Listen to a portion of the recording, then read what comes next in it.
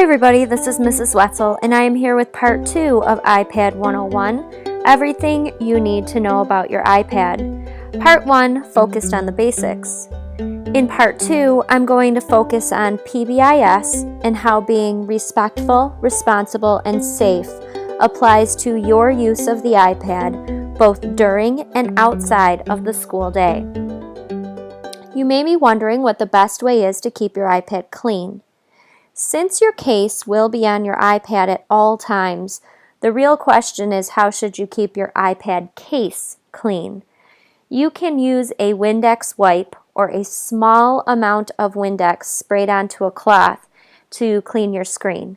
Do not spray Windex directly onto your screen as the liquid could seep through the screen protector and damage the iPad. You can clean the black part of the case with a Clorox wipe. If your iPad needs cleaning, the Media Center staff would be glad to help you with this. In addition to keeping your iPad clean, what is the best way to take care of your iPad? There's a number of things you can do to keep your iPad safe. First, at RMS, there are approximately 900 students walking the congested hallways with an iPad. Anytime you are walking around with your iPad, but especially in the hallways, make sure you are holding onto your iPad with two hands. I realize that this is probably common sense to most of you, but please make sure that your hands are clean when you are using your iPad. I'm pretty sure you already know this one too, but liquids and iPads do not mix. Please do not bring your iPad into the restroom with you at home. Do not eat a meal with your iPad on the table. Most importantly, if you bring a water bottle to school, do not put your water bottle and your iPad in your backpack together just in case your water bottle leaks. Your iPad is a mobile device, so we realize that it will be on the go with you. Keep your iPad in controlled temperatures as much as possible. Keep it out of extreme heat, above 95 degrees, and out of extreme cold, below 32 degrees, for extended periods of time. If you are out and about with your iPad and it is extremely hot or cold outside, do not leave it outside in a car. Bring it inside with you. Keep your iPad secure at all times. While at school, this is either with you or in your locker. At home, establish a home base. This should be a secure place in your home where your iPad will charge and be stored when it is not in use.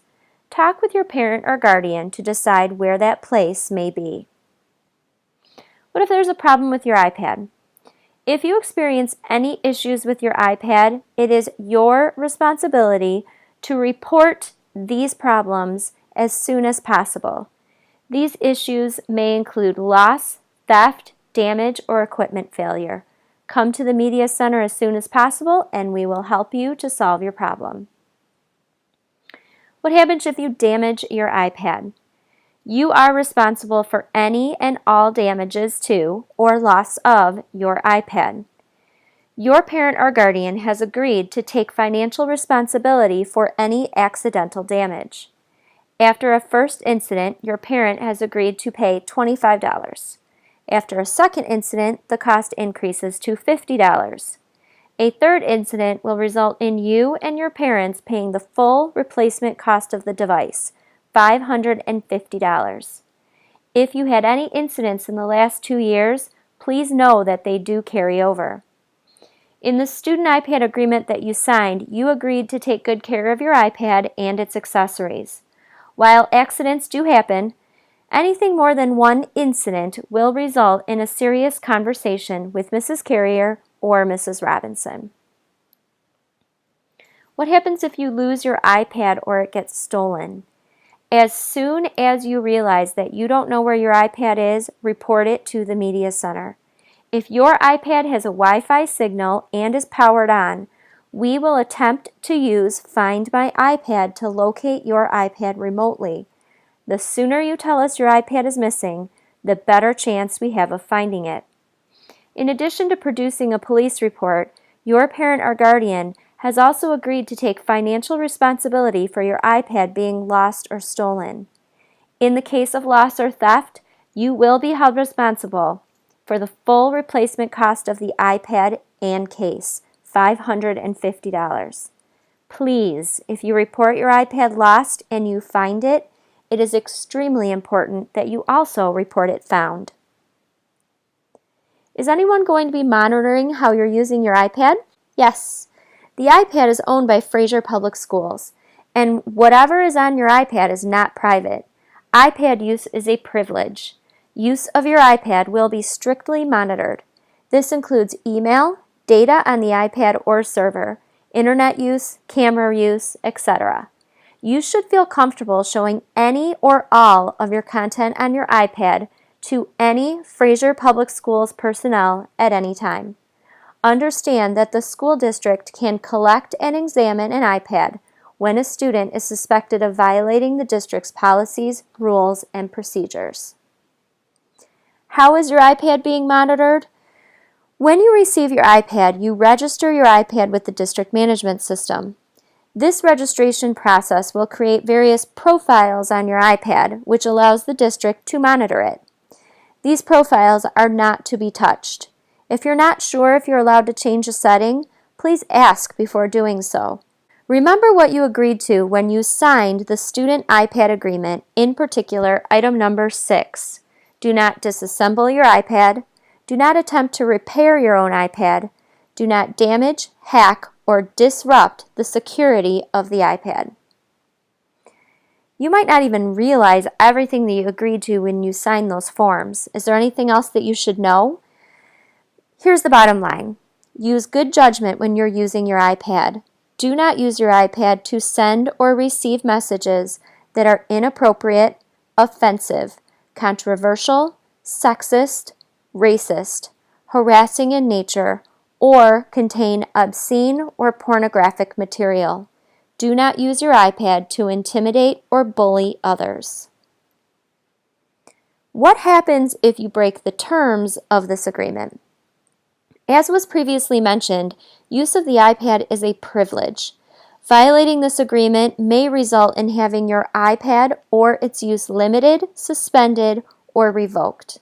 Depending upon the severity of the violation, you may find yourself in the main office facing disciplinary or legal action.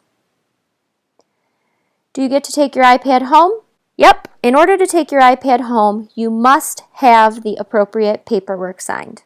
What if you forget your iPad at home? Your iPad is a learning tool, much like a pencil or textbook, that you are expected to have with you every day. Nobody is perfect, and we realize you might forget a time or two. If you forget your iPad at home and your teacher's activities that day require that you have it, I'm sorry, but we do not have spare iPads to lend you. In the event that you forget your iPad, your forgetfulness will be documented. You will receive warnings the first and second time that you forget your iPad at home. RMS has a 3 strikes and you're out policy. If you forget your iPad at home a third time, you will be written up on a disciplinary referral and will be opted out temporarily from bringing your iPad home. What if your parents don't want you to bring your iPad home, or what if you don't want to bring it home? If you or your parents decide that you don't want to bring your iPad home on a daily basis, you are responsible for coming to the media center every morning before school starts to pick up your iPad. At the end of every day, you need to bring your iPad to the media center and return it. Leaving it in your locker overnight is not an option. In this case, you would be considered an opt-out student and the appropriate paperwork must be on file. You probably realize that your internet access at school is filtered. What about outside of the school day? The proxy server provides filtered internet access on your iPad no matter where you are with your device. Websites and material that are considered inappropriate will be blocked. Are there going to be rules about using your iPad while in class? Of course there will be. Every teacher has the discretion to allow and regulate the use of your iPad in his or her classroom. While you are in school, you will be expected to use the iPad for educational reasons that are relevant to the classroom curriculum. Unless your classroom teacher tells you otherwise, keep your iPad in silent mode. You are expected to follow all copyright laws. Cite your sources for images and information appropriately and give credit where credit is due. It is expected that you will not use your iPad to cheat on assignments or tests. What if your iPad battery dies during the school day? It is expected that you will charge your iPad at home each evening. The battery should have no problem lasting for the entire school day if you come with a full charge. If you do not charge your iPad at home and the battery dies during the day, bring your iPad to the media center so it can be charged. Just like when you forget your iPad, we will document each time you ask to have your iPad charged. You will receive warnings the first and second time that you forget to charge your iPad. The 3 strikes and you're out policy applies in this case as well. If you forget to charge your iPad a 3rd time, you will be written up on a disciplinary referral and will be temporarily opted out from bringing your iPad home. Please be responsible. If you are an opt-out student that does not bring your iPad home, your iPad will be charged every evening in the media center. You have been given a 16 gig iPad. What if you run out of memory? Obviously, educational apps come first. If you fill up your iPad, non-educational content such as music or games will have to go. Is there any place in the building that you're not allowed to have your iPad? Absolutely. iPads cannot be brought into locker rooms, restrooms, or the lunchroom. Unless your gym teacher specifically asks you to bring your iPad with you to class, leave it in your locker during PE. The administration at Richards has the right to prohibit, allow, and regulate the use of the iPad in other areas during the school day at their discretion. As you are well aware, your iPad has a camera. Are there any rules that you should know about? Yes, all pictures you take or videos that you film should be taken for educational reasons. If you take a picture or video with another RMS student or staff member, it is your responsibility to make sure that he or she knows and is okay with being in that photo or video. Remember, your photo roll is not private. Is there anything else that you're expected to have with you besides your iPad each day? All students should have their own earbuds. If you don't already own a pair, you may want to consider purchasing earbuds with a built-in microphone. Earbuds with a microphone are available for purchase in the Media Center for $4. Though it is not required, you may want to consider purchasing a stylus. A stylus is typically inexpensive. Watch for the announcements as they may be available for sale this year through the Media Center. There are a lot of usernames and passwords that you try to keep track of. Do we have any advice for you as to how to keep track of them? If you don't already use it, Evernote is a great way to document your usernames and passwords. If you're not sure how to do this, stay tuned. Assistance with this task will be provided in the near future. Is there anything else that you should know about passwords? Yes, keep your usernames and passwords private. No one should be attempting to access, read, copy, or alter your private data. The opposite is also true.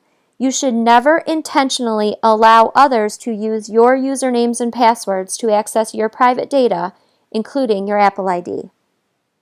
Maybe you didn't realize you shouldn't have shared your locker combination, but now you've shared it.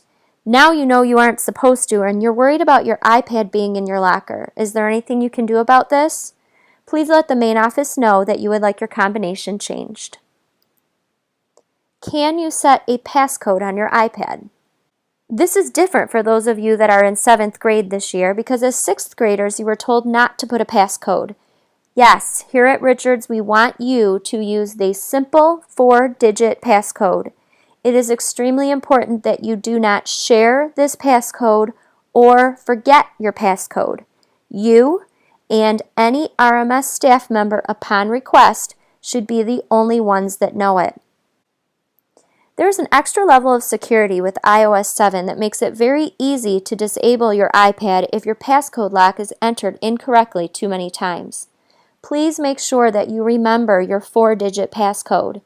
If your iPad gets disabled, it is not easy to unlock your device. In many cases, it might be necessary to completely re-image your iPad. Any unsaved notes and photos on your camera roll will be lost. It is recommended that you periodically back up the important content on your iPad in case your iPad does become disabled. If you are using apps like SkyDrive, Dropbox, and Evernote, you have nothing to worry about. In the past, we've had students that have disabled other students' iPads by intentionally inputting the wrong passcode. Do not be one of these students. Disciplinary actions will be taken in this situation.